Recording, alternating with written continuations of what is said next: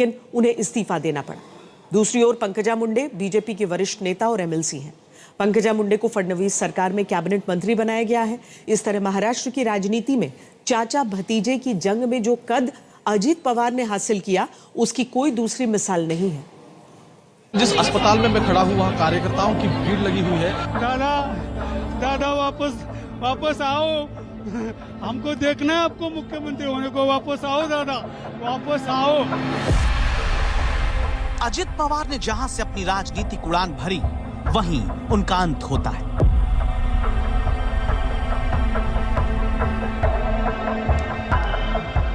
बारामती से अजित पवार का जुड़ाव गहरा था, इसीलिए उनके जाने के बाद बारामती में जनता और समर्थकों के बीच में फर्क करना मुश्किल है। सब यही चाहते हैं कि उनके दादा वापस आकर उनके लिए काम करें, इस सबसे बड़ी मुश्किल घड़ी में साथ दें, जैसा वो पहले भी करते आए। अजित पवार जमीन से जुड़े नेता, बारामती में वो घर आने वाले करीब हर व्यक्ति को नाम से जानते थे, उनकी समस्याओं का हर वक्त समाधान सोचते थे। यही वजह है कि अजित अनंतराव पवार महाराष्ट्र की राजनीति में इकलौते भतीजे रहे, जो अपने चाचा शरद पवार की छाया से निकलकर महाराष्ट्र की राजनीति में दादा बन बैठे। महाराष्ट्र की राजनीति का इकलौता भतीजा, जिन्होंने अपने चाचा से बेहतर प्रदर्शन करके अपना राजनीतिक कद साबित किया। हवाई हादसे में अजित पवार की मौत से उनका परिवार टूट गया है। उनके पार्टी के मंत्री रो रहे हैं। ये अजित पवार के सहयोगी और मंत्री हसन मुशर्रफ है, जो अपने नेता के जाने से बिलख बिलख कर रोने लगे। राष्ट्रवादी कांग्रेस पार्टी के लोग नेता खोने से खुद को असहाय पा रहे हैं। मुंबई में एनसीपी के दफ्तर में मातम है। पार्टी का भविष्य क्या होगा, ये सवाल अब सबको खाए जा रहा है। अजित पवार एनसीपी के सब कुछ थे, लेकिन बारामती के लोगों के लिए घर के सदस्य, जिनके इस तरह से एम्बुलेंस में लौटने की एक घड़ी आएगी, इसका कभी किसी ने नहीं सोचा। अजित पवार बारामती से लगातार जीतते आए।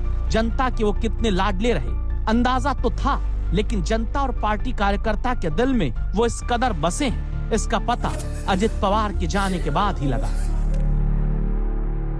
खुद का बॉडी गिर गया, जैसे लगा कि हम शौक है। जो आग जो हमारी तरफ फैल रही थी, हमने सोचा इसमें दादा नहीं हो गए, लेकिन उधर से फोन आ गया कि इसमें ही दादा है। जब दादा को लेके गया, सफेद कपड़े कैसे हुए थे मैं नहीं बोल सकता, बहुत शौक, निशब्द है, निशब्द है। अभी भी हम लोग को बिलीव नहीं है कि दादा हमारे बीच में नहीं रहे। बारामती में अजित पवार अजय रहे।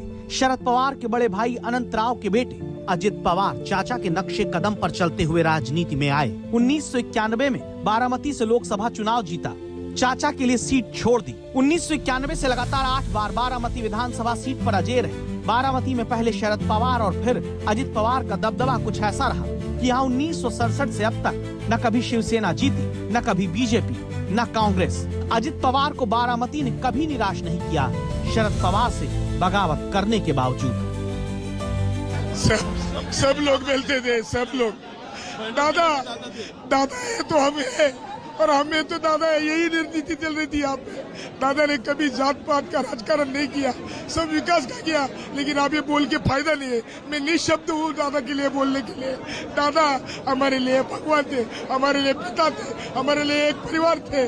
आप कितने साल से थे दादा के साथ? दादा को मैं जब से मेरे को समझ में आता है राजनीति, मेरे पिताजी उनके साथ, शरद पवार के साथ पहले 50 साल से थे। मैं 20 साल का था तब से दादा के पहले रैली में गया हूँ, दादा के पीछे हर वक्त में खड़ा रहता हूँ। मैंने उनको बोला था, आप मुझे राजनीति में नहीं ला सकते तो मुझे आपका बॉडीगार्ड बनाओ। मैं आप आज बॉडीगार्ड होता तो दादा को कुछ नहीं होने देता, यही मेरी ख्वाहिश थी दादा के पास। अजित पवार सुबह जल्दी अपना दिन शुरू करते और मौके पर ही फैसले लेने के लिए जाने जाते। उनकी पब्लिक इमेज एक ऐसे नेता की रही जो साफ साफ बात करते, लोगों को गोल मोल वादे करने के बजाय तुरंत हाँ या नहीं में जवाब देते। बारामती में अजित पवार की गहरी जड़ों ने ही उन्हें हर सियासी तूफान का मुकाबला करने की ताकत दी। वो महाराष्ट्र की राजनीति में एक प्रभावशाली हस्ती बनी, जिनकी प्रशासनिक दक्षता, बेबाक बोलने की शैली और राज्य के राजनीतिक परिदृश्य को नया आकार देने में उनकी भूमिका के सब कायल रहे। व्यक्तिगत मेरे लिए वो एक बहुत ही दमदार और दिलदार इस प्रकार के मित्र थे और हम दोनों ने साथ में काफी संघर्ष का काल भी देखा है।